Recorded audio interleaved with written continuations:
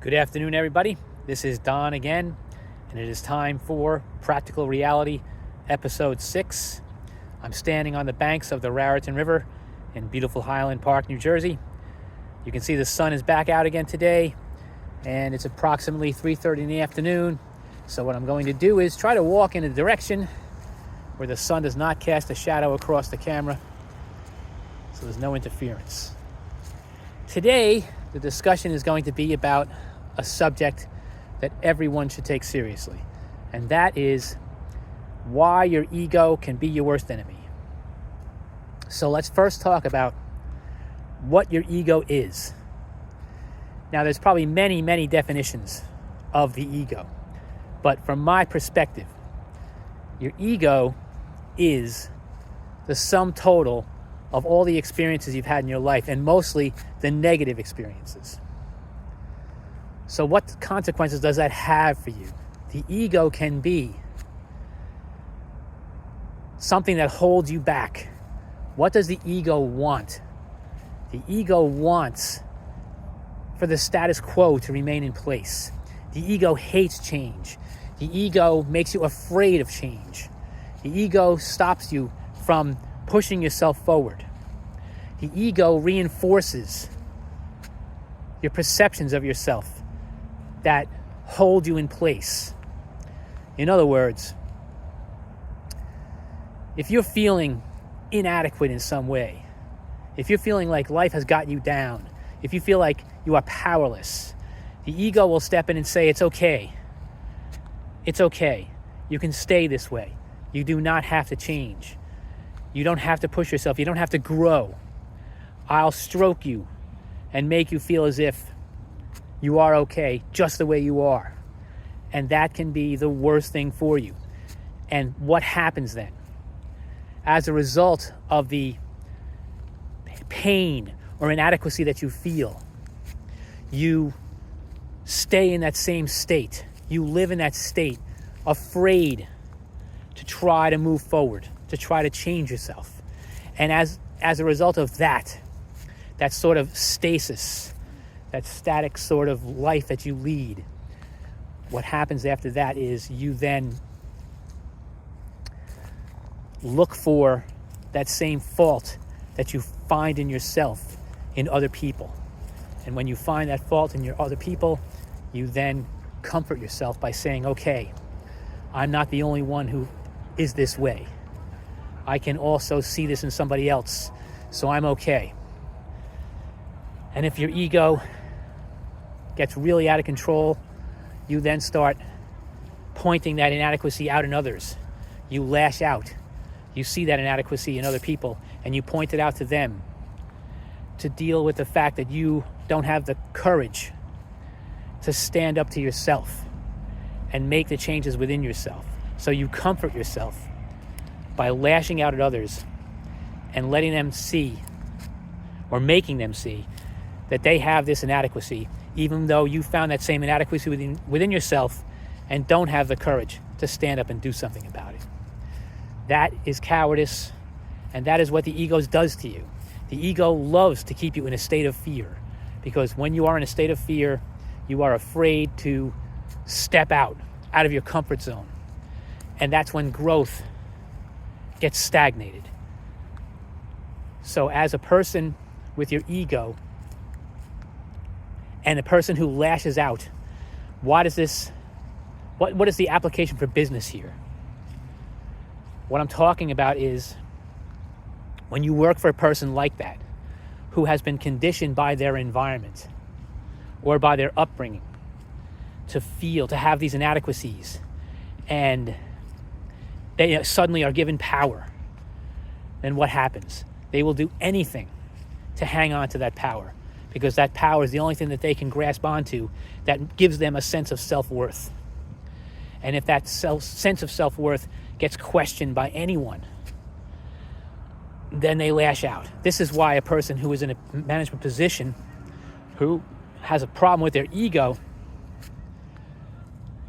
will never be able to hire people that are any sort of challenge to them intellectually. All they want are people who can be controlled and manipulated. That's what they're looking for.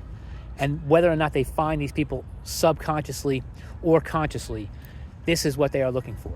They will never look for people who are their equal in any sort of way. What they want are people who are easy to control and can be manipulated and held down.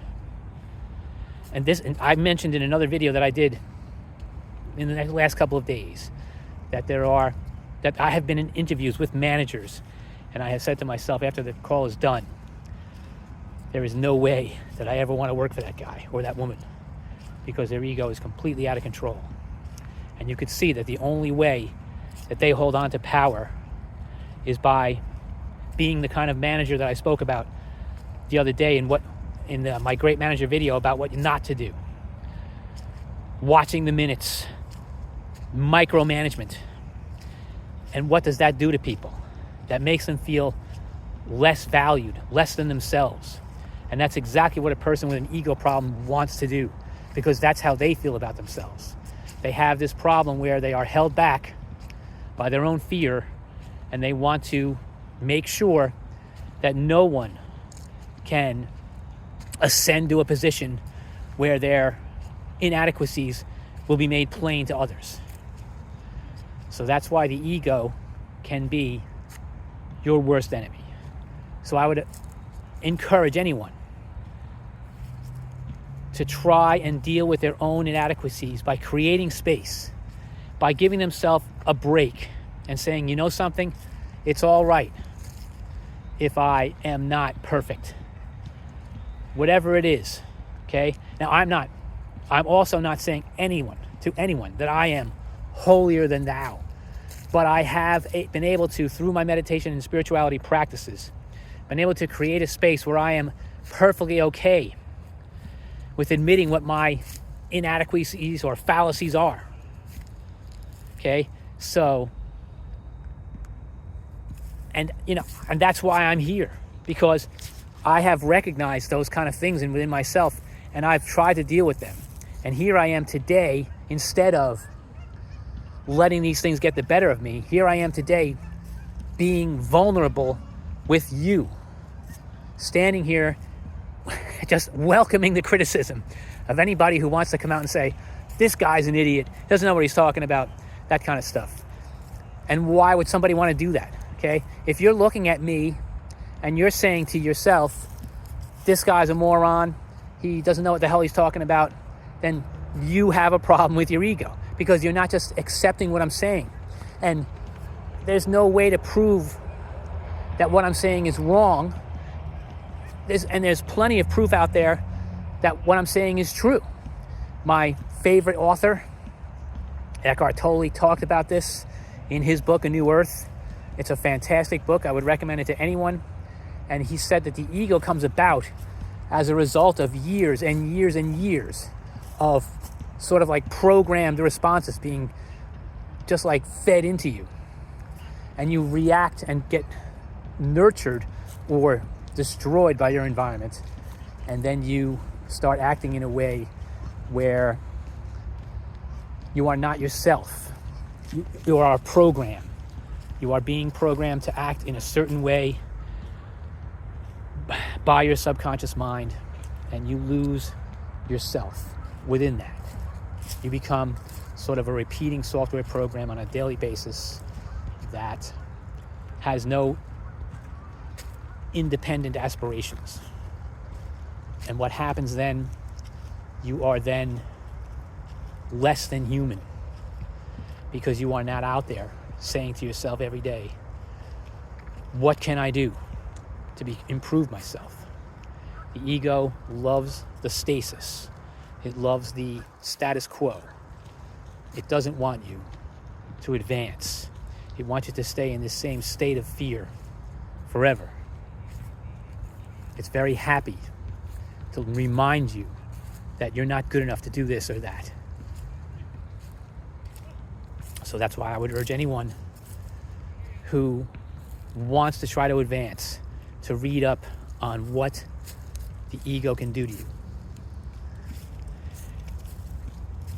And understand, and then create space within your own mind to say, okay, I am okay.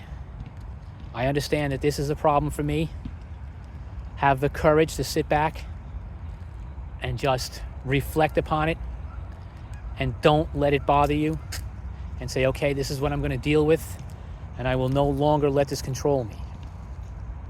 And if you can do that, you will experience a feeling, a separation of yourself from your ego. And that's when real change can begin.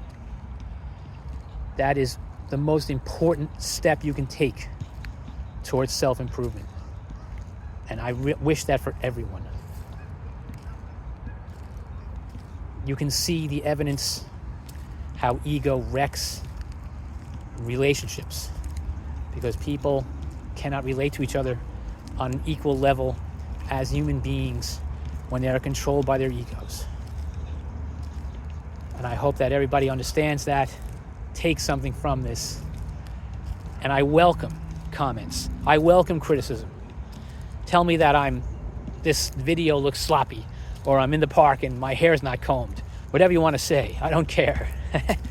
What I'm here to give is just an honest message that comes straight from my soul to everybody out here, everybody who wants to listen and wants to learn, that overcoming your ego and becoming more fully human